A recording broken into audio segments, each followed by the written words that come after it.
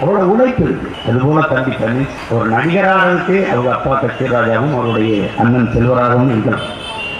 ஆனால் அந்த இடத்தை தக்க வைப்பதற்கு கடுமையான உழைப்பு, தன் திறனை மேம்படுத்தி கொண்டு வந்த விதம். எப்படி பார்த்தாலும் என் உடன் பிறந்தார்கள் வெற்றிக்கு ஒரே வழிதான் இருக்கிறது, கடுமையான உழைப்பு. அதை தவிர வழி கிடையாது. எளிதில் புகழ் வராது. என் உடன் பிறந்தார்களே அவங்கள கொண்டு விட முடியாது.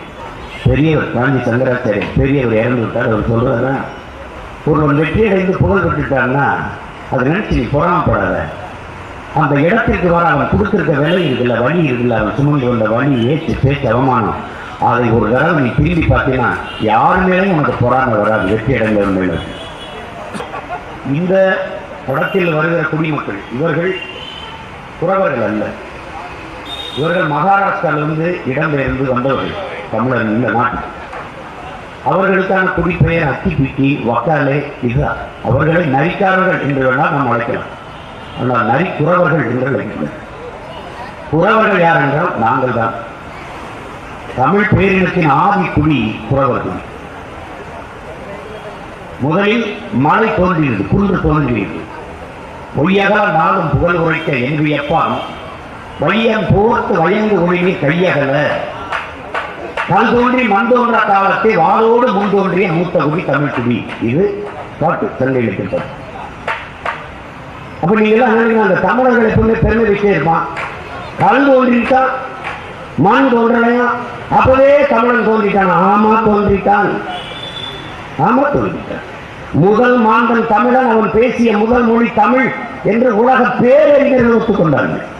எங்களுடைய தாத்தா தேவைய பாவாணர் தன் ஆயுள் முழுக்க ஆய்வு செய்து முதல் மாந்தன் தமிழன், அவன் பேசிய மொழி தமிழ். இது நான் சொல்ல வேணாம். எங்க தாத்தா தேவைய பாவாணர் சொல்ற, அமெரிக்காவின் மொழியில் அலெக்ஸ் குலியர், ஆய்வறிஞர் அலெக்ஸ் குலியர் சொல்றார், முதலாக மனிதன் பேசிய மொழி தமிழ். என்ன இன்னைக்கு அலெக்ஸ் குலியர் உயிரோடு இருக்கார், அமெரிக்காவில் இருக்கார். அவர் மாணவர்களுக்கு பாடம் நடத்துகிறார். ஒரு வெள்ளை பலகை எழுதுகிறார், முதலில் மனிதன் பேசிய மொழி தமிழ். அப்ப கல் தோன்றி மண் தோன்றல்னா என்ன? மழை தோன்றிட்டது. அந்த நிலத்திற்கு பெயர், அந்த குறிஞ்சி மலர்கள் பூத்ததனால் அதை குறிஞ்சி திணை என்று தொல்காப்பியம் பாடுகிறார். 5 நிலங்களாக தமிழர்கள், தமிழின முன்னோர்கள் பகுத்து வகுத்து வைக்கிறார்கள். குறிஞ்சி, முல்லை, மருதம், நெய்தல், பாலை. இந்த 5 நிலங்கள். அதில் முதல் திணை குறிஞ்சி திணை. முதல் நிலம் குறிஞ்சி. அதுதான் மலையும் மலை சார்ந்த இடமும். அந்த மலையும் மலை சார்ந்த இடத்தில் வாழ்ந்த மக்கள் அவன் தோன்றிட்டான். முதல்ல மலை தோன்றியது, கல் தோன்றியது, மண் தோன்றல. மண் எப்போது தோன்றது? இரண்டாவது நிலம் காடு சார்ந்த இடமும், முல்லை நிலம், அங்கே முல்லை பூக்கள் இருந்ததால். மூன்றாவது நிலம் தான் மருத நிலம், அங்குதான் மண் தோன்றுது. அப்ப கல் தோன்றி மண் தோன்ற காலத்தே வாளோடு முன்தோன்றிய மூத்த குடி தமிழ் குடி என்று பாடும். அந்த குடியின் தலைவன் நம்முடைய இறைவன், தமிழ் இறை முருகன் என்பதை நீங்கள் அறிவீர்கள். அந்த இறைவனின் துணைதான் வள்ளி என்பவன், அதை நீங்கள் அறிவீர்கள். ஏன் அவர்கள் குன்றில் வாழ்ந்ததா? குன்றவர்கள் உச்சரிப்பில் இன் குன்றி குன்றி குன்றி குறைந்து, இன் ஒளி குறைந்து குறைந்து குறவர்கள் என்றார்கள். அப்படி பார்த்தால் என் அன்பு சொந்தங்களே, தமிழர்கள் நாங்கள் எல்லோரும் குறப்பைய மக்கள் தான், நாங்கள் குறவர்கள் தான். அதில் இருந்துதான் இத்தனை குடிகளும் தலைக்கு துளித்திருக்கிறது. கீழே இறங்கினோம், ஆதியில் நாங்கள் வேட்டையாடி உண்டோம், காய்கறிகளை தின்றோம், கிழங்குகளை தின்றோம். அங்கிருந்து கீழே இறங்கினோம். காடு சார்ந்த இடமும், முல்லை மலர்ந்ததுனால முல்லை என்று அழைக்கப்பட்டது அந்த நிலம். இதுவரை வேட்டையாடி உள்ள விலங்கை ஏன் நாம் வளர்த்து சாப்பிடக்கூடாதுன்னு ஆடு மாடு வளர்க்க தொடங்கினோம். ஆடு மாடுகளை எண்ணுவதற்காகவே 1-2 கண்டுபிடித்தது நாங்கள் தான். அதை எப்படி பதிவுகிறார் பாருங்க வள்ளுவ பெருமகனார்.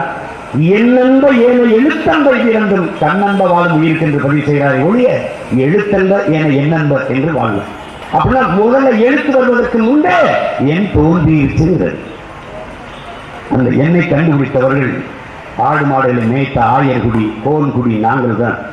கீழே இறங்குறோம், அதுக்கு கீழே அங்கே மருத மரங்கள் அதிகமாக இருக்கிறதுனால மருத நிலம். அங்குதான் ஆறை பார்க்குறோம், குளிக்கிறோம். அங்கேதான் நிலைத்து வாழலாம்னு முடிவெடுக்கிறோம். நகர்ந்து வந்த நாங்கள் அங்கே நிற்கிறோம். நமக்கான உணவுப் பொருளை ஏன் நாம் வேளாண்மை செய்து சாப்பிடக்கூடாதுன்னு உணவு செய்ய ஆரம்பிக்கிறோம்.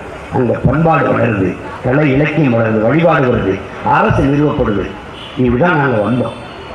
அதனால எங்கள் ஆதி தாய்க்குடி குறவர் குடியோடு இவர்களை ஒப்பிட்டு நரி குறவர்கள் என்று அழைப்பது தவறு. அதுக்கு சண்டை நடந்துகிட்டு இருக்கு. இப்போ ஒருவேளை எங்களிடத்தில் அதிகாரம் தான், நீங்க அக்கிபிட்டியா வேறு, நீ வக்காலையா வேறு, என்னுடைய தாய்க்குடி ஆதிக்குடி தமிழர் குடி குறவர் குடி, அவன் வேற நீ வேறு. எந்த குடிகளின் மேலும் எந்த இனத்தின் மீதும் நமக்கு வெறுப்பு கிடையாது. ஆனால் எங்கள் அடையாளத்தை குறைக்க நாங்கள் தயாரல்ல. அதை நீங்க கொஞ்சம். அதனால இன்னும் இருக்கிற எங்கள் ஆதி தாய்க்குடி குறவர் குடி என்னிடத்தில் முறையிட்டதால் நான் என் தம்பி இடத்தில் முறையிட்டு அதை மாற்றிடு, வேற பேர் வச்சிரு. இல்லைன்னா அதுக்கு ஒரு பிரச்சனை.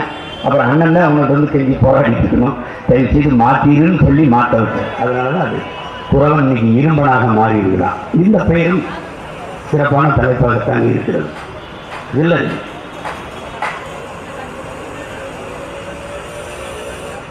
இன்னைக்கு அறிவியல் தொழில்நுட்பம் வளர்ந்து விரிவடைந்துருச்சு. திரையரங்கில் படம் பார்க்குற எண்ணிக்கை குறைந்து எல்லாமே இந்த ஓடிடிங்கிற ஒரு நுட்பம் வந்த பிறகு எல்லாருமே அதெல்லாம் இல்லைன்னா நாங்கள்லாம் படம் பார்க்கவே முடியாது. அது இல்லைன்னா இப்போ எப்படின்னா திரையரங்குக்கு போக முடியாத சூழலில் தொலைக்காட்சியில் தான் நமக்கு இருக்கிற ஒரே வாய்ப்பு. அப்படிதான் நிறைய படத்தை நம்ம பார்க்க முடியுது. அது தொழில்நுட்பத்தின் விரிவாக்கத்தை வளர்ச்சி யாராலும் தடுக்க முடியாது. அது சரி. என்னுடைய தம்பி சிநேகன் வந்திருக்கிறார். ஆக சிறந்த பாடல்களை தந்தவர் அவர். அது என்னுடைய தம்பி சேரன் அவர்களுக்கு எழுதிய பாடல்களால் மிகவும் புகழ்பெற்ற பாடல்கள். ரொம்ப அற்புதமான வரிகளை எல்லாம் தருவான். அதில் எனக்கு ரொம்ப பிடிக்கும் அவருடைய பாடல்கள். வந்தவொடனே எனக்கு இதில் எழுதியிருக்கியா அப்படின்னு கேட்டேன். நான் இல்லை நேரம். அது இதை நான் விமர்சனமாக சொல்லலை. இந்த அந்த அவர்களை இப்போ ஒரு விளக்கமாக சொல்கிறேன். ஒரு தலைமுறைக்கு நாங்கள் அந்த வழியோடு இருக்கிறதுனால விளக்கமாக சொல்கிறோம். அதனால அவர்கள் அடையாளத்தில் சொல்லணும், எங்கள் அடையாளத்தில் சொல்லணும். அதுதான் அதுக்காக அதை சொன்னேன். யாரையும் விமர்சிக்கணும் இல்லை. இந்த படம் வெற்றி அடையணும். என் தம்பி ஹீராவுக்காக, என் தம்பி ஜூனியர் எம்ஜிஆருக்காக, இளைய எம்ஜிஆருக்காக வெற்றி அடையணும். நிறைய என் தம்பி ஜெய் பாடியிருக்காங்க முதலாக, அவனுக்காக வெற்றி அடையணும். எல்லாருடைய உழைப்பும் சாத்தியமான வெற்றி அடையணும். அதில் பணியாற்றிய எல்லாருக்கும் என்னுடைய பாராட்டுகள். குறிப்பாக தயாரித்த தம்பி வினோத்துக்கு மாற்றிருக்காங்கன்னு நினைக்கிறேன்.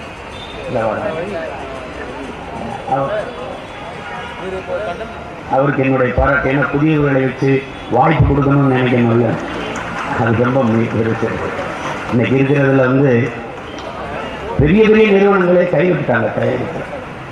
அன்னைக்கெல்லாம் ஐயா சரவணன் ஐயா அவங்க குடும்பத்தில் ஏவிஎம் அப்பா ஆர்பி சௌத்ரிலாம் எத்தனை படங்கள் எடுத்தாங்க. எங்கள் அண்ணன் தான் மட்டும்தான் இழுத்து குடிச்சு இன்னும் போயிட்டு இருக்காரு. மற்ற எல்லாருமே கைவிட்டாங்க. மிகப்பெரிய தயாரிப்பாளர்கள்லாம் என்ன செய்யணும் தெரியாத பின்னாடி இருக்காங்க. ஏன்னா இன்னைக்கு திரையுலகம் திரைப்படத்துறை ஒரு 10 பேர் கைக்கு சுருங்கிட்டுது. 10 நடிகர்கள் 10 தயாரிப்பாளர்கள் கைக்கு சுருங்கிட்டுது.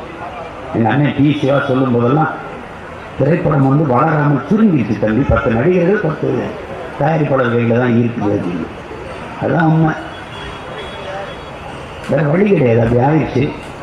ஆனாலும் இந்த திரைக்கலை மேம்படணும். திரைப்படம்லாம் நம்மளை எல்லாரும் சொல்லுவாங்க அது சினிமாக்காரப்ப இல்லையா, சினிமாக்காரப்ப இல்லையா. அவங்களுக்கு தெரியாது. சினிமாவில் ஒருத்தர் இருக்கிறாருன்னா அவருக்கு வீடு கிடைக்கிறது கஷ்டம், கட்டி வாழ்றதுக்கு பொண்ணு கிடைக்கிறது கஷ்டம். ஆனா பெரிய நடிகர் ஆகிட்டீங்கன்னா வாழ்றதுக்கு வீட்டை கொடுக்க மாட்டாங்க, ஆடுறதுக்கு நாட்டை கொடுத்துருவாங்க. கட்டி வாழ்றதுக்கு பொண்ணை கொடுக்கலன்னா ஆடுறதுக்கு மண்ணை கொடுத்துருவாங்க. அது அந்த உயரத்துக்கு போற வரைக்கும் படாத பாடுபடணும். அதான் அந்த மாதிரி இருக்கிற சூழலில் பெரிய பெரிய நிறுவனங்கள்லாம் பின்னடைஞ்சிட்ட போது ஒரு புதிய தயாரிப்பாளர், புதியவர், ஒரு நடிகரை வச்சு நம்ம தயாரிக்கலாங்கிற துணிவே பெரியது. அதுவே பெரிய வெற்றி தான். அந்த முயற்சியை நம்ம பாராட்டாமல் இருக்க முடியாது. அது என்னுடைய தம்பி ஹீராவர்களுடைய திறமையை நம்பி நீங்கள் இந்த வாய்ப்பை கொடுத்தமைக்கு நான் உங்களுக்கு என்றென்று நன்றி செலுத்த கடமைப்பட்டிருக்கேன். உங்களுக்கு என்னுடைய அன்பும் வாழ்த்துக்களும். மற்றபடி என் தம்பி கீராவுக்கு என்னுடைய வாழ்த்துக்கள். நீ எப்போதுமே புதிய முயற்சிகளை செய்வாய். காட்டுக்குள்ள படத்தை எடுத்துதான் நினைக்கிறேன். நிறைய காடு சம்பந்தமா இருக்குது பார்க்குறேன். நீரின்றி அமையாத உலகு எனின் யார் யாருக்கும் வானின்றி அமையாத ஒழுக்கு என்று வள்ளுவ பெருமகனாக பாடுறார். நீரின்றி அமையாத உலகு என்பது எவ்வளவு உண்மையா அப்படி காடின்றி அமையாத நீர், அதையும் நம்ம புரிஞ்சுக்கணும். காடு என்பது வெறும் காடு இல்லை. காடு இல்லைன்னா நாடு இல்லை.